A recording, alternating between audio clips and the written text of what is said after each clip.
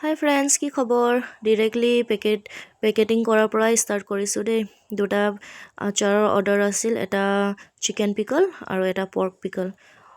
অলপ দূৰলৈ যাব যে, সেইকাৰণে ধুনীয়াকৈ পেকিং কৰি লৈছোঁ। ভালদৰে পেকিং নকৰিলে পাছত ফাটি যাব। সেইকাৰণে আগত যেতিয়া এনেকৈ পঠাইছিলোঁ, আগত আমি পেকেট ইউজ কৰা নাছিলোঁ। কিবা এনেকৈ সৰু চিচা বটল আছিল।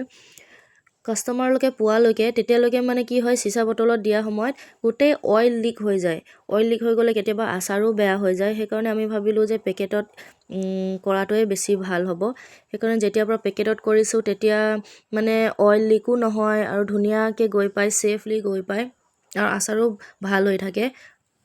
সেইকাৰণে আমি এনেকৈ পেকেটত দিয়া আৰম্ভ কৰিলোঁ। আৰু আপোনালোকেও যদি বিচাৰে অৰ্ডাৰ কৰিব পাৰি। আপোনালোকে যেনেকৈ বিচাৰে সেনেকৈও আমি বনাই দিম আপোনালোকে বিচৰা মতে। আৰু এনেইতো মই ভিডিঅ' এনেকৈ নকৰোঁ, কিন্তু আজি ভাবিলোঁ এটা ভিডিঅ'কে কৰোঁ, মন গ'ল আৰু কৰিবলৈ। এয়া এতিয়া হৈ গ'ল পেকিং কৰি, এতিয়া যাব লাগে আৰু কিছুমানে সুধিছে COD এভেইলেবল আছে নেকি? বৰ্তমানলৈকেতো COD এভেইলেবল নাই। যেতিয়া COD এভেইলেবল হ'ব তেতিয়া সকলোকে জনাই দিম বাৰু। আৰু আজি বতৰটো বৰ ভাল নহয়, এবাৰ বৰষুণ এবাৰ ৰ'দ। সেইকাৰণে ভাবিছোঁ সোনকালে গৈ অহাটোৱে বেছি ভাল হ'ব। আমাৰ মন্দিৰটো দেখাম দেই। এয়া মন্দিৰ, নামফাকে বুদ্ধ বিহাৰ। আপোনালোকে ফুৰিব আহিব পাৰি।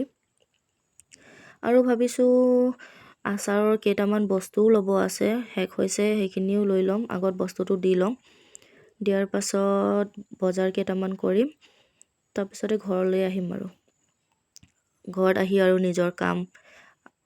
নিজৰ কামতেই লাগিব লাগিব। এইকেইদিন একদম মানে হেক্টিক ডে নিচিনা হৈ গৈছে আৰু একদম নক'ব আৰু। ইটোৰ পাছত ইটো ৰেষ্টেই নাই অলপো। বাইদেৱে কৈছে ইমান দিনৰ পাছত আহিলা যে বোলে। মই কৈছোঁ মাজত অলপ কেইদিনমান বনোৱা নাছিলোঁ বোলে। তাৰপিছত মই বাইদেউক সুধিলোঁ, বাইদেউ ভিডিঅ' কৰিছোঁ বেয়া পাব নেকি? নাই মই ভালেই পাওঁ বোলে। মই কৈছোঁ সুধি লোৱাটো বেছি ভাল হয় ন। মই কিছুমানে বেয়া পায় যে ভিডিঅ'ত ওলাবলৈ বোলে। সেইটোও হয় বোলে, কিন্তু মই ভাল পাওঁ বোলে। এনেকৈ কথা পাতিলোঁ আৰু এতিয়া হৈ গ'ল। এতিয়া দি লোৱাৰ পাছত বজাৰ কৰি ঘৰলৈ আহিম আৰু। ভিডিঅ'টো চাই ভাল পালে লাইক এটা কৰিব। Thank you, bye by.